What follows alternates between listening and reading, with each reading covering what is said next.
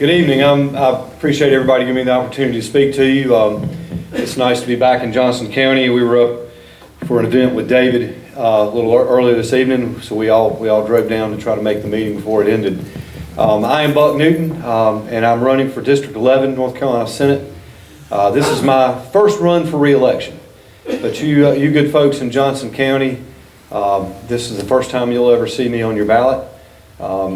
I have not had the opportunity to campaign with you before.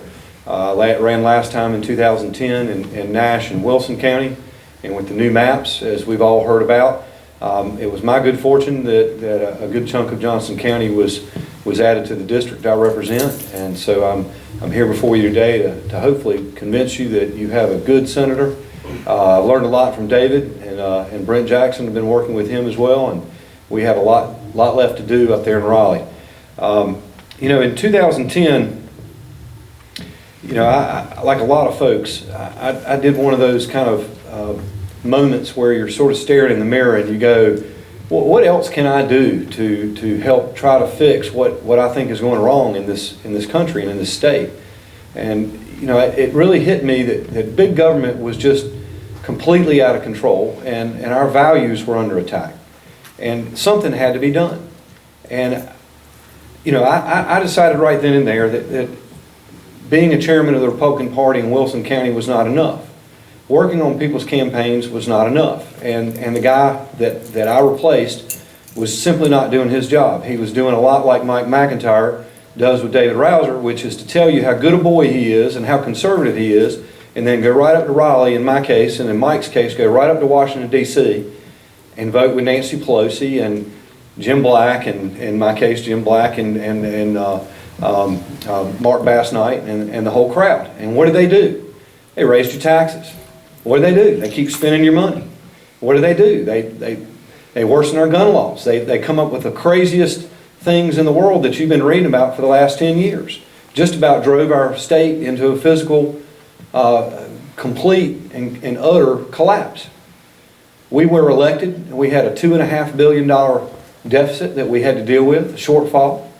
We had high taxes. We still have high taxes. Even though we cut your taxes, even though we implemented one of the largest tax cuts in North Carolina history, we still have too many taxes, and it's still too high in North Carolina.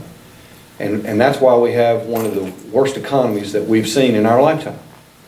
So we have much, much more to do. I was proud to have voted for many of the important decisions that we did in this last legislative session and support many of them. I was proud of my involvement in the reformation of our firearms laws and protecting our Second Amendment. I think most folks in here have heard a little bit about the Castle Doctrine. Well, as a freshman, I was honored that I was trusted and given the responsibility of handling that legislation in the North Carolina Senate. I wrote that legislation in my committee as chairman of the Judiciary Committee. And thank you. And I'm a lawyer, but I didn't really think you should have to call me at night when somebody's kicking in your door to ask if it was legal for you to shoot them. I really didn't think that was a big legal question. I think common sense ought to prevail, and you ought to be considered to be in fear for your life, of your family's life, or great bodily harm, and you don't need to ask permission. It's up to them to try to prove that you weren't scared and you knew exactly who it was and you were going to shoot them anyway. And that's pretty tough to do in the middle of the night, or in your business, or maybe when somebody's trying to carjack you, or things like that. So I was very proud of being marginally involved in David's heavy lifting of our regulatory reform. As one of the lawyers in the caucus, I was involved in some of those discussions, but I was proud of what David did, and I really appreciated his mentoring me in the North Carolina Senate. But I'm happy to answer any questions anybody has tonight or any other time. I try to make myself as available as I can be, but I want to let you know that in the next session we have a lot of very important things to do. We're going to have hopefully a governor that will be cooperative and participate in the effort to turn this state around. I've been very involved in our efforts to develop our energy resources that we have in the state. A lot of people don't realize that. We have tremendous resources off our coast. We have resources down in near the Pinehurst area in Lee County and perhaps more out in the western part of the state that are completely undeveloped and unrecognized. And just returned from a trip in Texas where we were studying what they do there to do that. And I'll tell you that would be a great benefit to our state, not just in and the revenues that we would all enjoy, but more importantly in the jobs and the economic development that would occur around that. Texas is a state that has benefited from that greatly, and you know, I look forward to working on that as we move into the future. Tax reform is very, very high on everybody's mind, and that will be another big topic that we dive into when we get back into the next session.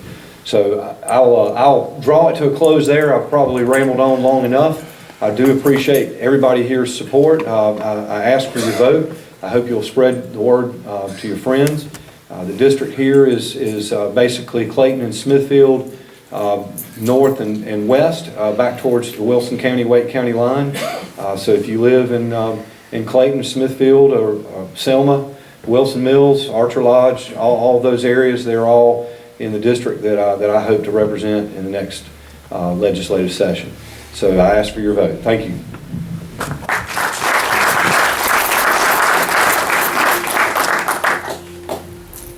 Question. Yes, sir. One question. Are you aware of any legislation afoot to reintroduce party affiliation to judgeships? And if not, would you be willing to introduce such? Well, the answer to that is yes and yes. Thank you. You like those questions? We had that legislation in the last session. We were not able to move that forward. There was still some resistance to that. I fully support that. I think that is something that we need to do. It's certainly on the statewide level, but I would like to see it across the board. Yeah. I also had a bill that I hope folks in this room will appreciate, even though we're all Republicans here. I had a bill. I'm very much interested in election reform. I had a bill that also didn't get anywhere. I wanted to end straight party voting. I think that's very important in our state, that we ought to vote for the person and not just the party. And in election years like this, I think we, especially here in Eastern North Carolina, can appreciate that we need folks to think about who they're voting for, because I know in our party with our candidates that 9 times out of 10, if they know who the candidate is, that we'll win. So, thank you. Any other questions? I'm happy to answer. Okay, thank you.